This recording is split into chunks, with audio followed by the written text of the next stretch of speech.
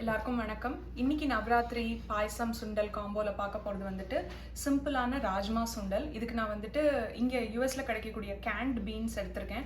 I think இந்தியாலையும் அது வந்துட்டு ஈஸியாக இப்போல்லாம் கிடைக்குது. நம்ம சுண்டல் ஊற வைக்க மறந்துட்டோம், இல்லைன்னா நம்மளுக்கு வந்து டைம் இல்லைன்னா இந்த கேண்ட் பீன்ஸ் வந்துட்டு குயிக்காக சுண்டல் பண்ணுறதுக்கு வந்துட்டு ஹெல்ப்ஃபுல்லாக இருக்கும். அதுதான் யூஸ் பண்ணியிருக்கேன். பாயசத்துக்கு வந்து கோதுமை ரவா வச்சு வெல்லம் போட்டு ஒரு சிம்பிளான பாயசம். வாங்க எப்படி பண்ணுறதுன்னு பார்க்கலாம். ஸோ நான் இங்கே யூஎஸில் கிடைக்கக்கூடிய ஒரு கேண்ட் பீன்ஸ் எடுத்திருக்கேன். அது வந்துட்டு பார்த்திங்கன்னா 15.5 ounce இருக்கும். நான் ரெட் கிட்னி பீன்ஸ் எடுத்திருக்கேன். இங்கே பார்த்திங்கன்னா லோ சோடியம் கான்டென்ட் இருக்கிற கேண்ட் பீன்ஸும் கிடைக்கும். நீங்கள் அதுவும் ட்ரை பண்ணலாம். இல்லை வேறு beans like cannellini beans, navy beans எதுனாலும் எடுத்துக்கலாம். கேனை ஓப்பன் பண்ணி நல்லா அதை வந்துட்டு அலசி எடுத்து தனியாக வச்சுக்கோங்க. அது அந்த வாட்டர்லாம் ட்ரைன் பண்ணிவிட்டு, இப்போ தாளிப்புக்கு வந்துட்டு 1 டீஸ்பூன் அளவுக்கு தேங்காய் எண்ணெய் சேர்த்து அதில் கொஞ்சமாக கடுகு, பெருங்காயம் சேர்த்துட்டு, நான் இதுக்கு வந்துட்டு நம்ம ஃபஸ்ட் எபிசோடில் பார்த்த சுண்டல் பொடி வந்து யூஸ் பண்ண போகிறேன். அதனால் வெறும் ஒரே ஒரு வரமிளகா தாளிப்புக்கு மட்டும் எடுத்திருக்கேன். பட் அதுவுமே ஆப்ஷனல், உங்களுக்கு அது வேண்டான்னா அதையும் விட்டுடலாம்.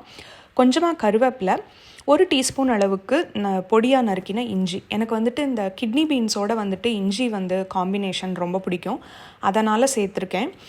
இதுவும் கொஞ்சம் காரம் ஒரு விறுவிறுன்னு இருக்கும் இல்லையா? ஸோ நீங்கள் அதுக்கேற்ற மாதிரி ஸ்பைசஸை அட்ஜஸ்ட் பண்ணிக்கோங்க. உப்பு வந்துட்டு கொஞ்சம் பார்த்தே போடுங்க. ஏன்னா கேண்ட் பீன்ஸில் எப்பயுமே வந்துட்டு அந்த பீன்ஸில் ஒரு கொஞ்சம் உப்பு சேர்த்தே தான் இருக்கும். அதுவும் நீங்கள் வந்துட்டு லோ சோடியம் கான்டென்ட் இருக்கிறது எடுக்கல அப்படின்னா கொஞ்சம் ஜாஸ்தியாக இருக்கிற மாதிரி இருக்கும்.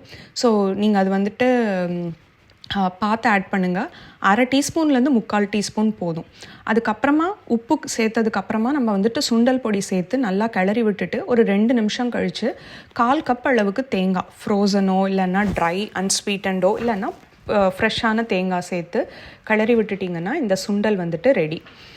கேன் பீன்ஸ் இருக்கிறதால இது நம்ம வந்து சட்டன் பண்ணிட்டோம். இப்போ பாயசத்துக்கு 1/2 டீஸ்பூன் அளவுக்கு நெய்யில் 1/4 கப் அளவுக்கு கோதுமை ரவையை வந்து வறுத்தெடுத்துக்க போகிறோம். இந்த பாயசம் பார்த்திங்கன்னா நான் வந்துட்டு ஒரு சக்கரை பொங்கல் வெர்ஷனில் வந்துட்டு பண்ணியிருப்பேன். சக்கரை பொங்கல் மாதிரியே ப்ராசஸ் இருக்கும், ஆனால் கொஞ்சம் தளர இருக்கும். அந்த மாதிரி தான் இது. நிறம் மாறுற வரைக்கும்லாம் வறுக்கணும்ல, அந்த லைட்டாக ஒரு பச்சை வாசனை போகணும். இது கூட வந்துட்டு அது வறுத்ததுக்கப்புறமா 1/2 கப் அளவுக்கு ஹோல் மில்க், 1/2 கப் அளவுக்கு தண்ணி. இது நீங்கள் வந்து ஃபுல்லாக தண்ணியிலேயே இந்த கோதுமை ரவையை குக் பண்ணிவிட்டு வெல்லம் சேர்த்து எல்லாம் ப்ராசஸ் முடிஞ்சதுக்கப்புறமா கடைசியாக கூட நீங்கள் வந்து பால் சேர்த்துக்கலாம். அதாவது உங்களுக்கு இந்த திரிஞ்சிடுமோ அப்படின்ற ஒரு எண்ணம் இருந்ததுன்னா. நான் இது வந்துட்டு பால் தண்ணி சேர்ந்து பண்ணுறதால எனக்கு இது வரைக்கும் அந்த மாதிரி ஆனதில்லை. ஸோ நான் எப்பயுமே இப்படி தான் பண்ணியிருக்கேன். அது நல்லா வெந்ததுக்கப்புறமா வெல்லம் சேர்க்க போகிறோம். மூடி வச்சு குக் பண்ணும்போது அப்பப்போ கிளறி விட்டுட்டே இருங்க, ஏன்னா அது வந்துட்டு பொங்கும். ஸோ பார்ஷியலாக கூட நீங்கள் மூடி வைக்கலாம். இப்போ வந்து கொஞ்சமாக குங்குமப்பூ சேர்த்துட்டு, ஆப்ஷனல் தான், நீங்கள் ஏலக்காவும் சேர்த்துக்கலாம். பட் நான் இது குங்குமப்பூ சேர்த்துட்டு 2/3 கப் அளவுக்கு வெல்லம் சேர்த்துருக்கேன்.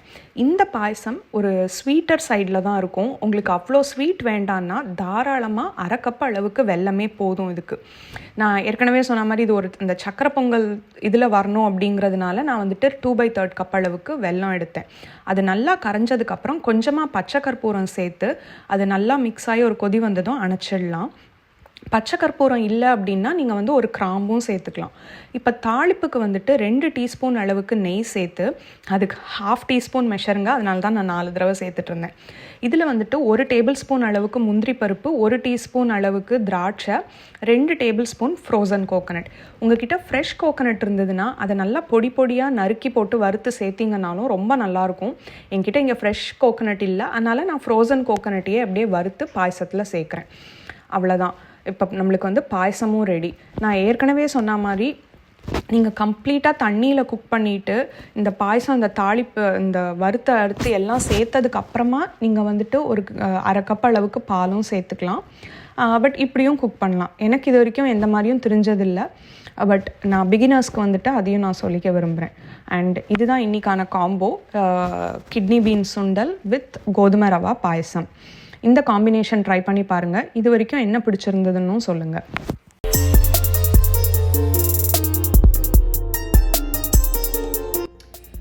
இந்த சுண்டல் பாயசம் காம்போ உங்களுக்கு பிடிச்சிருக்குன்னு நினைக்கிறேன். ட்ரை பண்ணி பாருங்கள்.